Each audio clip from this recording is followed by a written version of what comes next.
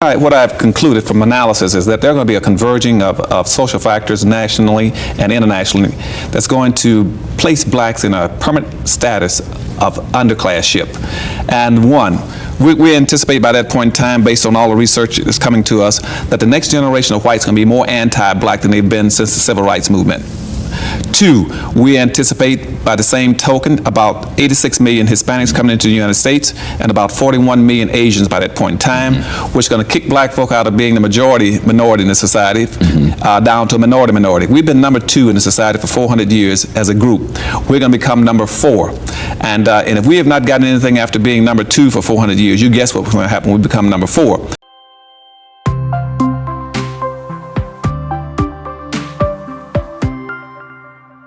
Hello guys, I hope wherever you're watching us from, you're having a great time. This is AfriPost and welcome to today's video.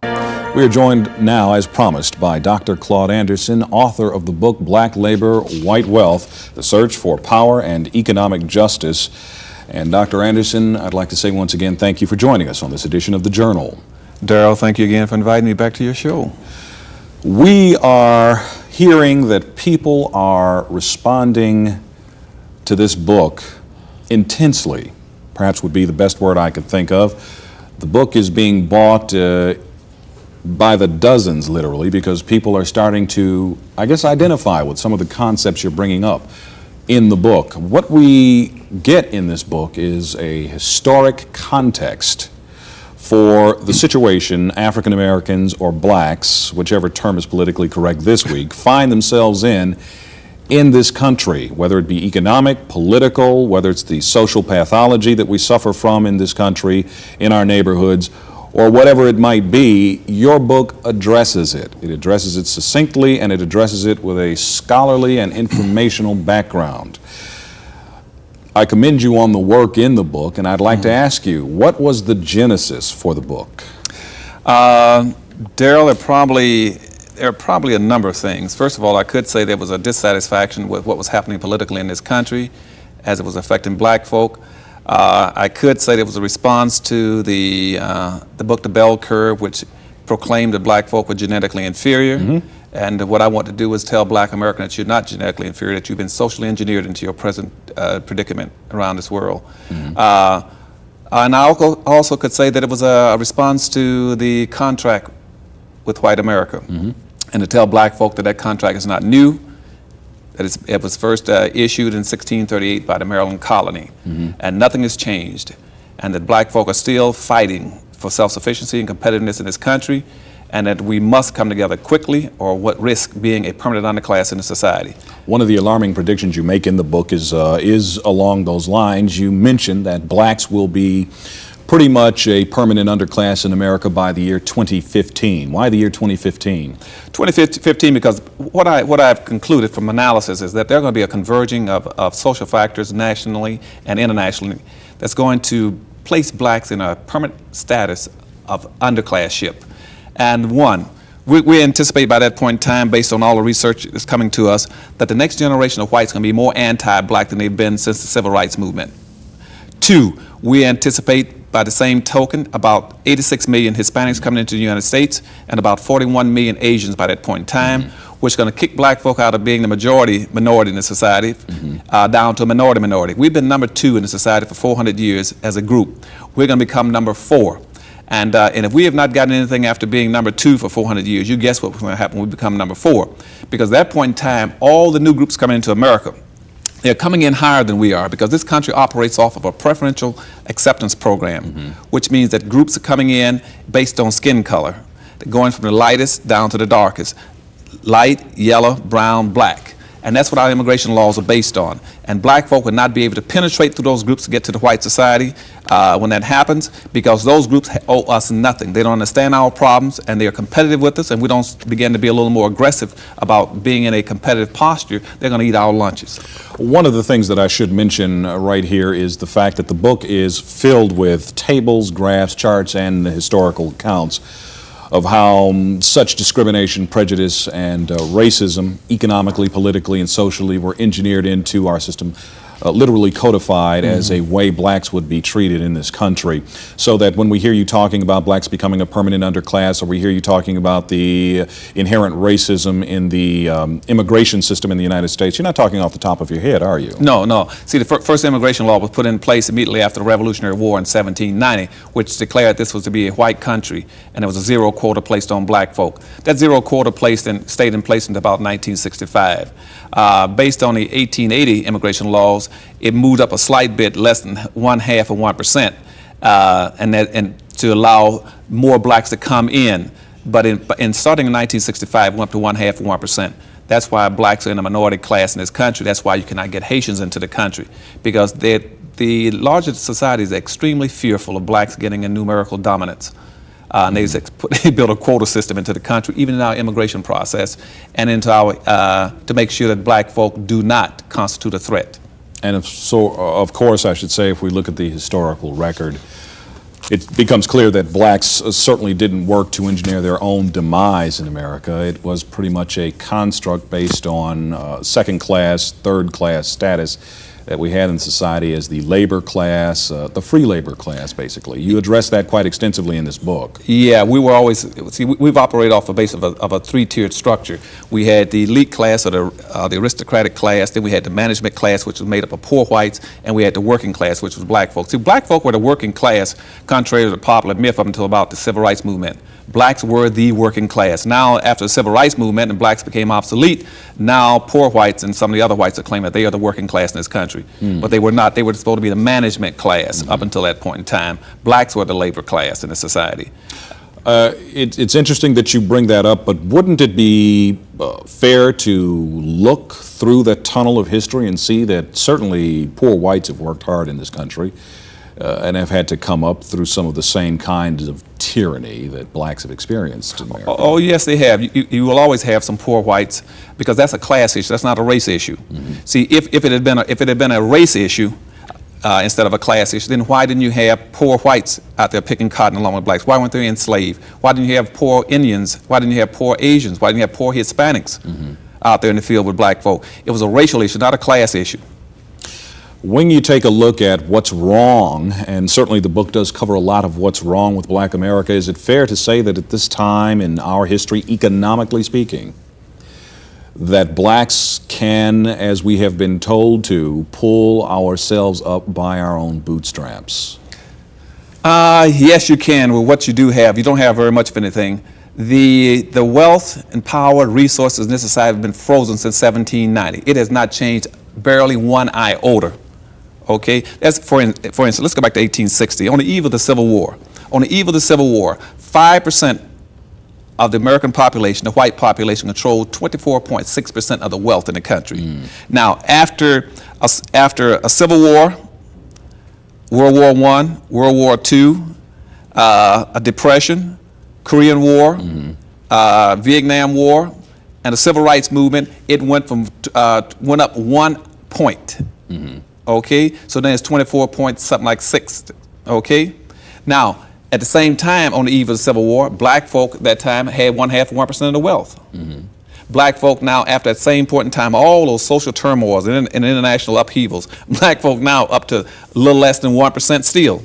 That means we moved up less than 1/2 of 1% after all that turmoil in the world. So obviously the wealth is frozen in this society. Whites now control almost 100%, Daryl, of all the wealth, the income, the power, the resources, the privileges, the businesses, and all levels of government. Black folk do not have the sufficient wherewithal to be able to manage their lives and compete. Now, contrary to what anybody tells you, we cannot compete because we don't have it. It's not a question of that we are genetically inferior or inferior as human beings. It's that you do not have the appropriate tools and devices and controls and mechanisms to be able to compete with other groups. But certainly we can look and see in this society where blacks have matriculated economically, educationally, politically, there's some advancement. Oh yes, most definitely there's some, because there's always going to be an exception to the rule. I mean, I've heard people ask me on different shows, Dr. Anderson, if things are that bad for black folk, well, how do you explain Bill Cosby and Oprah and Michael Jackson and Michael Jordan? What does that mean? What it means is white racism is not perfect. That's what it means. You'll always have exceptional blacks for a number of reasons. First of all, you'll have some exceptional blacks simply because they defy and beat mathematical probabilities, point one. Point two, you will have some blacks who will survive and do extremely well, simply because whites want to be able to demonstrate that the society is not totally shut out, against black folk, locked up against black folk. And thirdly, you will find there'll be some exceptional blacks who have been picked or chosen by some of the white power structures, say, this is my black, this is a special black. Now, in history, we had a special name for those individuals that I talked about in the book. Those what we call some ultra-conservative blacks who see things strictly through the eyes of white folk, and they've learned how to subordinate themselves and to try their best to protect and maintain the status quo, and for that they're rewarded by the white society. Well, they've matriculated through the educational system, they've moved up through the political system, they've survived social penury, and they've gone on to achieve something. Isn't that worth something? Oh, most definitely. But see, unless it's tied back and networked back into the larger black body, it has very little impact on black folk. Why do you think it is that blacks then do not tie their successes individualistically as they may be viewed back into the group? Because black folk have bought into a lot of the basic premises in the Constitution, which says that to be successful, it must be based on what an individual can achieve in and of his own. That is not true. At the same time, black folk were being subjected as a group in this country when the Constitution was being drafted and implemented and approved. You had something like about 3 million black folk who were subjected to slavery. So, and see, whites have never as a group been enslaved in this nation. So they had a right to be able to go out and experiment and achieve, and as far as their God-given rights were given. And allow them to. But see, racism means race. It comes from the word group, and blacks are still perceived as a group in this country. We went into racism, we went into slavery as a group. We went into Jim Crowism as a group. We can only come out as a group, and individualism has no significance unless if it's not tied back into trying to help that group come out of that deplorable condition. Then, because we just don't have enough time to address everything that I would like you to address, if we take a look at a few points and just summarily talk about them. For instance, what's wrong with blacks politically in America, and why haven't we made more strides? Because for a number of reasons. First of all, because we still tend to think that partisanship is important to black folk. But whites do not place as much importance on partisanship, political partisanship, as we do. See, when black folk did not belong to any party, and they were independent, they were enslaved. From 1618 up until 1866, blacks were slaves. They didn't belong to any party, and they got slavery out of it. From 1866 to 1936, about 96% of all the blacks in the United States belonged to the Republican Party. What they got was Jim Crowism out of it. From 1936 up to 1996, almost 97% of all the blacks in the United States belong to the Democratic Party. What they've gotten is benign neglect. So partisanship is not the issue. The issue is that black folk have never had an effective strategy for dealing with white racism in this country. That's the issue. And we have never sat down and say, how do we go about dealing with structural racism? If we are the only planned minority in the country, as I just indicated to you a few minutes ago that we were planned into it by a public policy which says that the quota on black folk is 0. You're not going to have anybody going abroad, bringing black folk through refugee programs into the United States from Somalia or Ethiopia or from Haiti. You're not going to do it because they're fearful of blacks. There's a quota on blacks in this country. So we have never sat down and said, how do we win as a minority? You can win as a minority population if you learn and find out how it's been done in the past. Jews are a minority religious group, but they do win. The National Rifle Association is a minority social civic group, but they do win. The wealthy elite in this country is a minority group, but they do win. When will we sit down and strategize, how do we win as a minority? And I guess perhaps the more operative word in that sentence might be, how do we win as a group? That's right, as a minority group. Now, do blacks have to act in concert then? Is what you're saying, blacks have to act in concert if they are going to stave off becoming a permanent underclass? That's right, because that's how you perceive. You must deal with the realities of life. You are perceived as a group. And you must act like a group. You must do everything in block. You must practice group economics. You must practice group politics. For instance, in politics, what I would tell blacks to do is just the opposite of what everyone else is telling them. Never divide yourself. Anything that divides you weakens you. You live in a society where the social premise is that the majority wins and the minority loses. Okay? Now, never divide yourself along political lines. Stay as a block. If necessary, go independent. Do not split yourself up among the Democratic Party, the Republican Party, and Independent Party. You're weaker now than you ever were. Vote as a block. Go out right now and register any and every black that can vote. Then pull yourself out of every party and hold yourself above all both of the national parties and say, I don't care who runs for an office.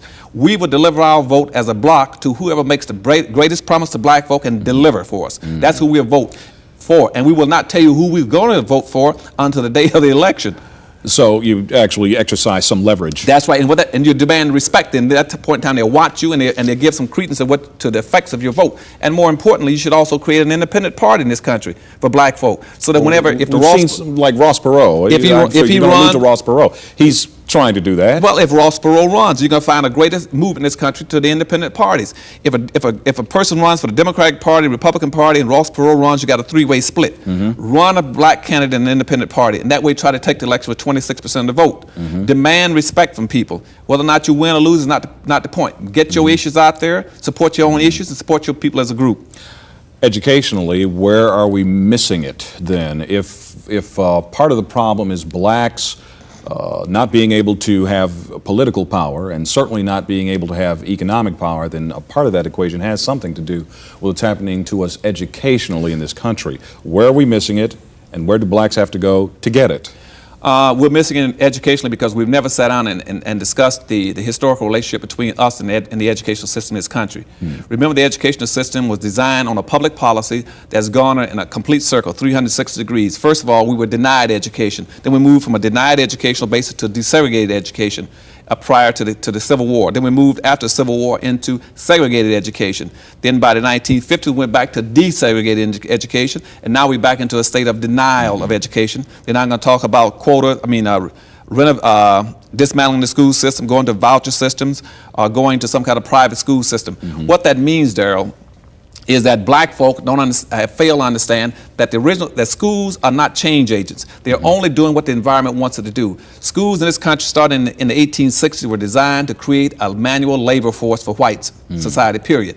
Black folk became obsolete in the mid-1960s. They no longer need us as a labor class. So therefore, the schools are dysfunctional because they no longer need black folk. If we really want to make our schools functional, we have to come up with a national public policy about what we want our schools to do for black folk. Isn't that a slap in the face to all the black educators and administrators in big cities across this country who are in charge of school systems? No, it's not, because because nobody's ever sat down with them and say where it is that black folk want to go. Suppose right now we want to, let's say if we had a national public policy on black folk, just as whites have always had a national public policy on us. They've had a policy on us, but we never had one for ourselves about what it is that we want to do as black folk. Suppose right now we want to go to the moon.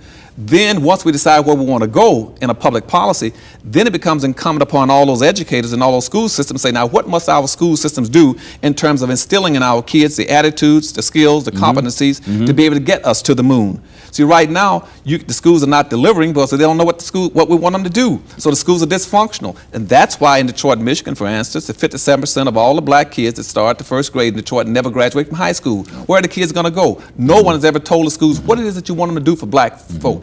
The schools are still using the same books, the same curriculum that they've been using for 100 years in the system. And now that you got an 80% black population in the city where it used to be about a 4 or 5% black population. Now, you got to go back and say, hold it a minute, stop. What is it that you want the schools to do?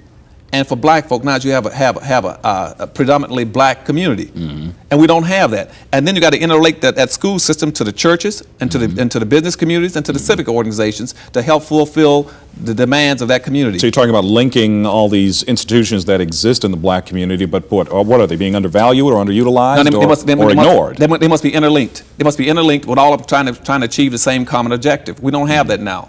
And this is where this national public policy that you talk about in the book comes in. That's right. We must have a national public policy that says to black folk, we can be successful, we can be self-sufficient, we can be independent, and we can be competitive if we have a national public policy so that every black knows what he has to do as an organization, individual, or corporation to get us there. That's a radical notion, and certainly you have met with some kind of opposition, not only without the white community, outside the black community, that is from whites, but certainly inside the black community, there have got to be people who disagree with your assertions.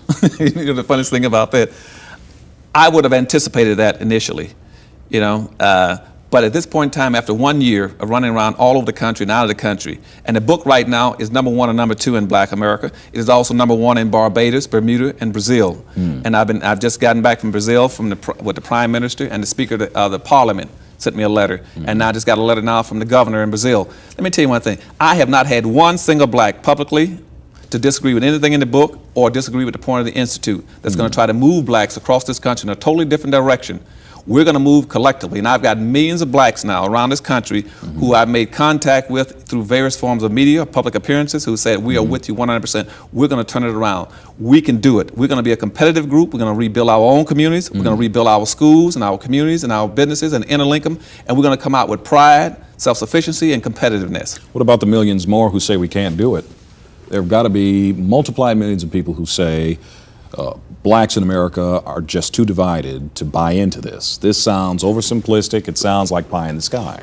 You're going to have a lot of people say that. And they would probably fall into 2 or 3 categories. First of all, you can have people who've given up to the realities of our conditions, who said simply, things are that bad for us, it's best for me to go side in with the other conservatives in the country and just live with that reality. You're going to have that. You're going to have others who are vested, they're in that small quota. As I said, in the integration process, whites prefer 0 blacks, but they would tolerate somewhere between 5 to 8%. Now, blacks who've integrated into the system and now vested because they are rather comfortable in their material accumulations, they're going to be resistant, okay? But unfortunately, I have not run into any of those yet. Then thirdly, you're going to find black folk who are going to simply say that I'm just either too tired or too indifferent to do anything. And what I would say to all 3 of those groups, stay where you are. There's an old rule in social dynamics that says if you want the same results, keep doing the same thing. And right now, black folk are not progress in this country, contrary to myth. We, in terms of quality of life and the social discomfort index, we are where we were in about 1840s. So keep standing and waiting, because the wagon is coming. I can guarantee you that the Jesse Helms and Newt Gingrich and some of the far right-wing groups in this country are making preparations for black folk. So you tell those who don't want to join the movement and try to change our conditions in this country, make black folk self-sufficient and competitive, you sit there and wait for them to come get you, because they're going to come. Dr. Anderson, it's been enlightening, and it's been controversial. Thank you for joining us. Well, thank you for inviting me again. Tell me down in the comment section what you think about this. And if you're watching us for the first time, don't forget to subscribe to our channel, like this video, and also share. Thank you, and may the good Lord bless you. Goodbye.